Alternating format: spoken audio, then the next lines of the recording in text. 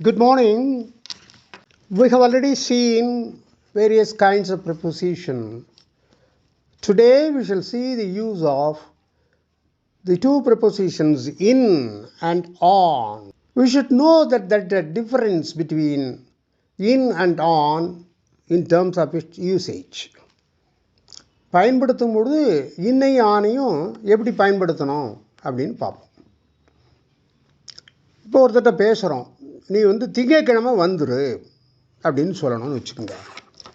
Come on Monday, come on Monday, திங்கட்கிழமை வந்துவிடு. இப்போ மண்டேங்கிறது கிழமை, அப்போ அதுக்கு முன்னால் அன்றைக்கு அப்படிங்கிறதுக்கு ஆன் வருது. ஆன் டியூஸ்டே, அதே மாதிரி ஆன் போட்டு இந்த கிழமையை போட்டுக்கலாம். இப்போ ஒரு ஆக்சிடெண்ட் நடக்குது. அப்போ அந்த ஆக்சிடெண்ட்டில் ஒருத்தர் ரொம்ப சீரியஸ் இன்ஜுரி, அதனால் அவர் ஸ்பாட்லேயே இறந்து போகிறாருன்னு வச்சுக்கோங்க. அப்போது அப்படி ஸ்பாட்லேயே இறந்து போயிட்டார், அந்த இடத்துலையேன்னு சொல்லணும் இங்கிலீஷ்னா he died on the spot. On the spot, அந்த இடத்திலேயே அப்படின்னு அர்த்தம். ஆக்சிடெண்ட் நடத்த இடத்திலேயே, he died on the spot, அந்த இடத்திலேயே இறந்து விட்டார். ஒரு குரங்கு இருக்குது, மரத்தில் தாவும் ஏறுறது மரத்தில்னா, அப்போது the monkey climbs on a tree. Climb அப்படின்னு சொன்னால் ஏறுதல்னு அர்த்தம். இப்போ மாடிப்படியை ஏறுறோன்னு வச்சுப்போம், கிளைம் அப்படின்னா கிளைம்டு த ஸ்டேர்ஸ் அப்படி வரும்.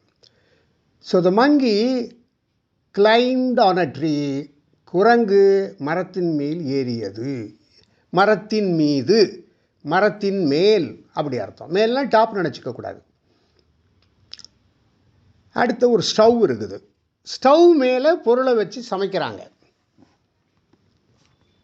அப்போது எது மேலே பொருள் வச்சு சமைக்கிறது? ஸ்டவ் மேலே. அப்போ on a stove. My mother cooks on a stove. என் அம்மா ஸ்டவ்வை வைத்து சமைக்கிறார்கள், அதை உபயோகித்துன்னு அர்த்தம். ஒரு மீட்டிங் 9 மணிக்குன்னு வச்சுருங்க, கரெக்டாக அந்த டயத்துக்கு போகிறீங்கன்னா அதுக்கு வேறு. கொஞ்சம் முன்னாலே போயிடுறீங்கன்னு வச்சுக்கோங்க, 9 மணி மீட்டிங் 8:50க்கே போடுறீங்கன்னா அப்போது அதுக்கு ஒரு வேர்டு. ஆனால் கரெக்டாக 9 மணிக்கு தான் வர்றீங்க, பங்க்சுவாலிட்டின்னு சொன்னால் அதுக்கு on time.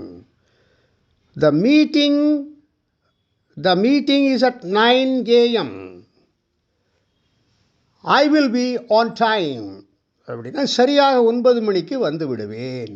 I will be on time at 9 o'clock.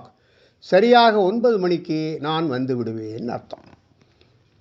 So on Monday, died on the spot, climbed on a tree, cook on a stove, on time. இப்படி இந்த ஆன்கிற ப்ரிப்போசிஷன் வரும்.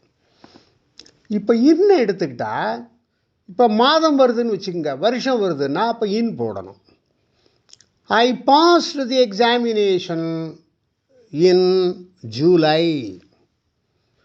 நான் ஜூலை மாதம் தேர்வில் பாஸ் செய்தேன், வெற்றி பெற்றேன். போன வருஷம் நான் பாஸ் பண்ணினேன். I passed the exam in 2022. I passed the exams in 2022. அப்போ மாதம் வருஷம், இந்த வருஷத்தில் அப்படிங்கிறதுக்கு இன் போடுறோம்.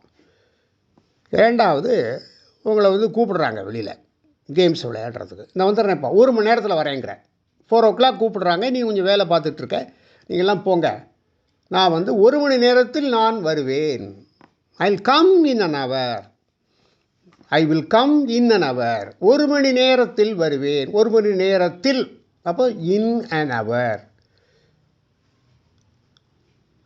அதே இடத்துல நீங்கள் ஆஃபீஸில் நான் இத்தனை மணிக்கெல்லாம் இருப்பேன். I will be in the office. நான் அலுவலகத்தில் இருப்பேன் at 8 o'clock. I will be in the office at 8 o'clock. 8 மணிக்கெல்லாம் நான் அலுவலகத்தில் இருப்பேன்.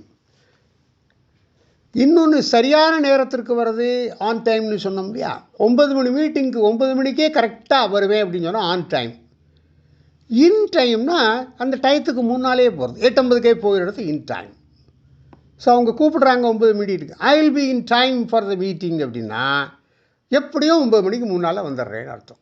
அந்த டயத்திற்குள் வந்து விடுகிறேன்னு அர்த்தம். ஆன் டைம்னா எக்ஸாக்டாக அந்த டைம். ஸோ இன்றைக்கி இன் போட்டால் in July, in the year 2022, in an hour, in the office, in time. இப்படி நாம் இன் ப்ரிப்போசிஷனை பயன்படுத்தணும். ஸோ இப்போ ஆன் அண்ட் இன் ப்ரிப்போசிஷனை இப்படி பயன்படுத்தணும் அப்படின்னு நம்ம படிச்சுக்கிட்டோம்னா இது சென்டென்சஸில் பேசும்போது இந்த ஃப்ரேசஸ் எல்லாம் சேர்த்து நம்ம பயன்படுத்தி ஸ்போக்கன் இங்கிலீஷை இம்ப்ரூவ் பண்ணலாம். So have more practice on that. Thank you.